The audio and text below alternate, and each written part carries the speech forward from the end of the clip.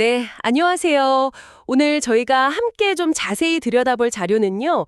2025년에 새로 출범한 정부, 이 정부의 앞으로 한 2, 3년간 부동산 정책 방향 그리고 시장 전망에 대한 어떤 전문가 분석입니다. 네, 새 정부니까 아무래도 이 정책 기조가 어떻게 될지, 이게 또 시장에는 어떤 영향을 줄지 궁금하신 분들 많으실 텐데요. 그렇죠. 특히 이제 집을 가지고 계신 분들 아니면 앞으로 내 집 마련을 계획하고 계신 분들이라면 오늘 저희 이야기 들으시면서 앞으로 시장을 이렇게 봐야겠구나, 이렇게 좀 대비해야겠구나, 이런 실마리를 좀 찾아가셨으면 좋겠습니다. 네, 그 보내주신 자료들을 쭉 보니까요.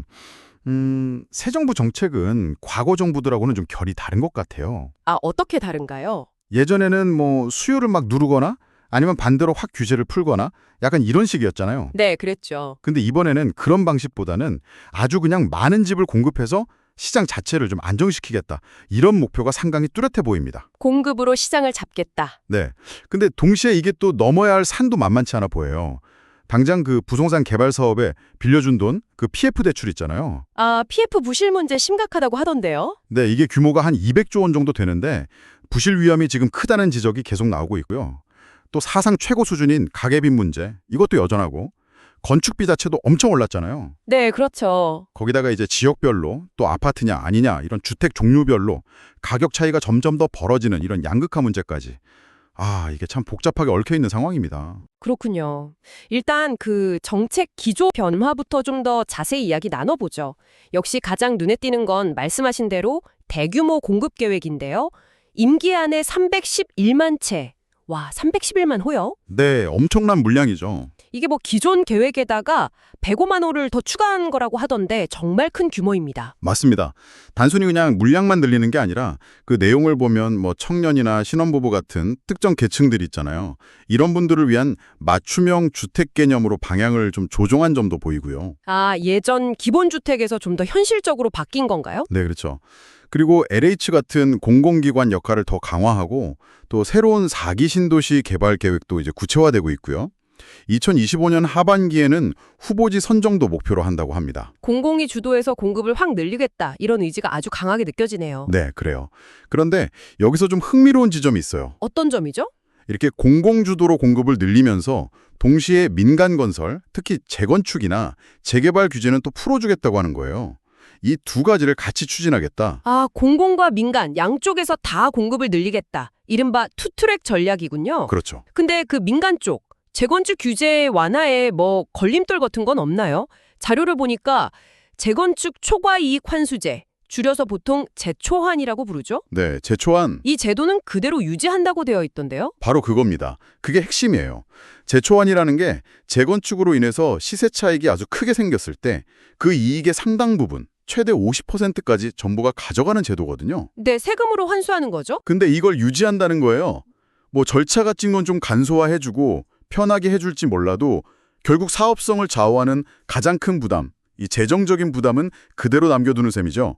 강남권 같은 경우는 예상 환수액의 1인당 평균 4억 5천만 원에 달할 거란 분석도 있더라고요. 4억 5천이요, 그러면. 네. 그러니까 자료 분석을 보면 아마 이게 뭐 특정 지역 집값 급등을 좀 막으려는 의도거나 아니면 뭐 과도한 개발 이익에 대한 좀 비판적인 여론 이런 걸 의식한 결과일 수 있다 이렇게 보고 있어요. 그렇다면 이게 실제 도심, 특히 사람들이 정말 살고 싶어하는 그런 핵심 지역에서의 민간 공급은 생각보다 잘 안 늘어날 수도 있겠네요? 그럴 가능성이 있죠. 강남 같은 정말 최상급 집 빼고는 대부분 재초한 부담 때문에 사업 추진이 좀 더뎌지거나 아예 포기하는 곳도 나올 수 있다, 이런 분석이 있네요. 맞습니다. 그러면 결국 도심의 좋은 입지에는 새 아파트 공급이 부족해지고 사람들은 어쩔 수 없이 외곽 신도시에 짓는 공공주택에 더 의존하게 될 수 있겠죠. 그 결과로 지역 간 가격 차이, 그 양극화가 더 심해질 수 있다, 이런 우려가 나오는 거군요. 네, 그런 우려가 제기되는 겁니다. 게다가 이제 공공공급을 주도해야 할 LH 같은 공기업도 사실 내부적으로 보면 부채 문제도 있고 또 공사비 자체가 너무 급등해서 부담이 크거든요. 그렇죠. 원자재 값도 많이 오르고 인건비도 오르고. 네, 그래서 과연 311만 호라는 그 목표를 순조롭게 달성할 수 있을 것이냐, 여기에 대한 좀 불확실성, 의문도 제기되는 상황인 거죠. 참 쉽지 않은 문제들이 얽혀 있네요. 그럼 이제 세금이나 대출 쪽 정책은 어떤 방향으로 가는지 좀 볼까요? 세금으로 집값을 잡으려 하지 않겠다, 이런 언급이 있었다고 하는데 이건 시장 참여자들 입장에서는 좀 긍정적인 신호로 받아들여질 수도 있겠어요. 네, 그렇죠. 어떻게 보면 보유세나 양도소득세 같은 집을 가지고 있거나 팔 때 내는 세금 부담을 좀 줄여줄 거라는 기대로 이어질 수 있죠. 상속세 완화 이야기도 검토 대상이라고 하고요. 과거 정부처럼 좀 세금을 무겁게 매겨서 집값을 누르던 방식과는 확실히 좀 갈라지겠다. 이런 신호를 주는 거군요. 네, 그런 의도로 해석될 수 있습니다. 집을 가진 사람들이 좀 더 쉽게 팔 수 있도록 매물을 좀 유도해서 거래를 늘리려는 목적도 있어 보이고요. 거래 활성화? 다만 여기서 또 하나 변수가 있어요. 장기적인 변수인데 바로 국토보유세 도입 가능성입니다. 아, 국토보유세. 이 대통령의 오랜 신념이라고 알려져 있죠. 토지에서 나오는 불로소득을 환수하겠다는. 맞습니다. 이게 당장 뭐 추진되기는 어렵겠지만 완전히 그냥 배제할 수는 없다. 이런 분석이 있어요. 장기적으로는 좀 불확실성 요인으로 남아있는 거죠. 그런데 여기서 좀 고개를 갸웃하게 되는 지점이 있는데요. 방금 말씀하신 것처럼 세금 부담은 좀 줄여주는 분위기인데 이상하게 돈 빌리는 건 더 까다로워진다는 거예요. 네, 그게 문제입니다. 2025년 7월부터 시행되는 스트레스 DSR 3단계. 이게 대표적인 예 같은데요. 네, 그렇죠. 이게 개인이 자기 소득에 비해서 갚아야 할 모든 대출 원리금 비율, DSR이라고 하죠.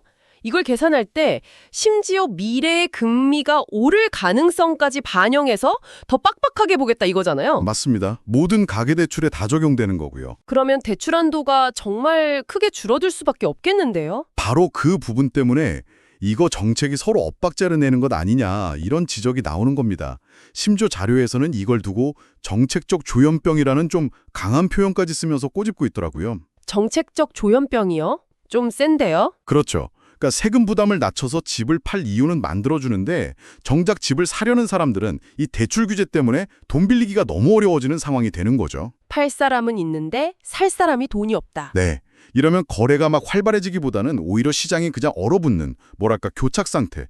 자료에서는 유령 시장이라는 표현도 쓰던데 이런 상태에 빠질 수 있다는 우려가 나옵니다. 유령 시장이라. 네. 결국은 뭐 현금을 많이 가진 소위 현금 부자들한테는 유리하고 대출이 꼭 필요한 실수요자들한테는 좀 불리해져서 자산 격차가 더 벌어질 수도 있다. 이런 가능성도 제기되고요. 아, 정말 복잡하네요. 자, 그럼 이런 여러 정책 변화들, 그리고 아까 말씀하신 PF 부실, 가계 부채, 원가 상승 같은 여러 시장 위험 요인들 속에서 우리 청취자분들, 특히 이제 주택 보유자분들이나 또 집을 사려는 분들 입장에서 어떻게 좀 대응해야 할지 구체적인 전략이 필요해 보입니다. 슬슬 그 이야기로 넘어가 볼까요? 네, 좋습니다. 일단 공통적으로는요. 지금처럼 정책 방향도 좀 불확실하고 시장 상황도 여러 위험 요인이 있는 시기인 만큼 무리하게 빚내서 투자하는 거 있잖아요. 그 영끌. 영끌 투자? 네. 그거랑 또 입지가 좋지 않은 곳에 그냥 묻지마식으로 투자하는 것. 이런 건 절대 피해야 한다고 자료들은 한 목소리로 강조하고 있습니다. 신중해야 한다. 네. 그리고 집을 이미 보유하고 계신 분들이라면 앞으로 양도세 같은 거래 관련 세금이 좀 줄어들 가능성을 염두에 둘 수는 있겠죠. 네, 매도 기회를 볼 수도 있겠네요. 하지만 동시에 아까 말씀드린 것처럼 집을 사려는 사람들의 대출 문턱이 높아져서 내가 원하는 가격에 쉽게 팔기는 어려울 수도 있다는 점도 꼭 생각하셔야 합니다. 그리고 지역별로 집값 흐름이 정말 크게 달라질 수 있다는 점, 즉 양극화 심화 가능성도 계속 유념하셔야 하고요. 알겠습니다. 그럼 반대로 집이 없는 분들, 무주택자나 새로 집을 사려는 분들은 어떤 기회를 좀 찾아볼 수 있을까요? 네.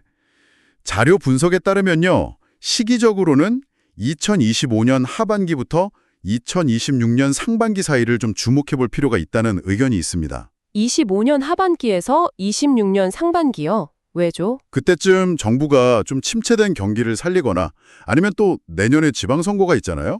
이런 걸 고려해서 일시적으로 뭐 정책자금 대출을 좀 늘린다든지 하는 지원책을 내놓을 가능성이 있다는 분석입니다. 아, 정책적인 호재가 있을 수 있다. 네, 그럴 가능성이 있다는 거죠.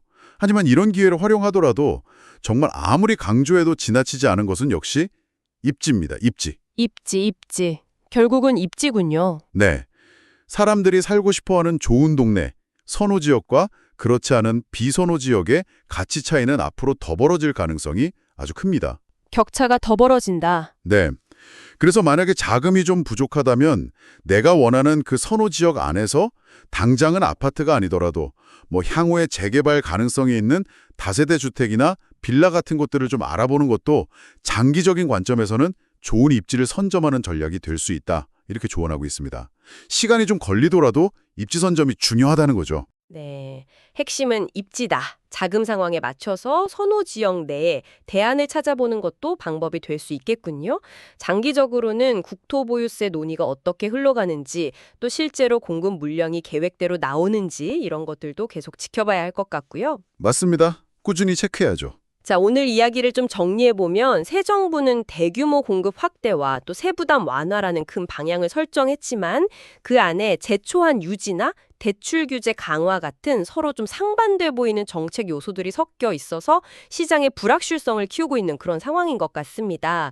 결국 어느 때보다 신중한 접근이 필요하다. 이렇게 요약할 수 있겠네요. 네, 정확합니다. 그래서 오늘 분석을 마무리하면서 청취자분들께 이런 질문을 한번 던져보고 싶습니다. 네, 어떤 질문인가요? 정부는 이제 외곽 신도시에 많은 공공주택을 공급하려고 하고 동시에 많은 사람들이 선호하는 도심 재개발이나 재건축은 제초안이라는 좀 현실적인 벽에 부딪힐 가능성이 있습니다. 이런 상황에서 앞으로 몇 년 뒤에 우리가 생각하는 살기 좋은 동네의 기준은 과연 어떻게 변할까요? 아, 살기 좋은 동네의 기준이 바뀔 것인가? 네. 정부 정책이 사람들의 주거 선호도를 성공적으로 좀 분산시킬 수 있을까요? 아니면 기존의 핵심 지역에 대한 쏠림 현상만 더 강해지면서 오히려 격차를 더 키우게 될까요? 이 질문을 각자의 상황에 맞춰서 한번 곱씹어 보시면 앞으로 시장을 보는 데 도움이 되지 않을까 생각합니다. 네, 정말 생각해 볼 만한 질문인 것 같습니다. 정책이 의도대로 작동할지 아니면 또 다른 결과를 낳을지 오늘 분석과 전망 그리고 마지막 질문까지 청취자 여러분의 현명한 판단에 도움이 되었기를 바랍니다. 오늘 말씀 감사합니다. 네, 감사합니다.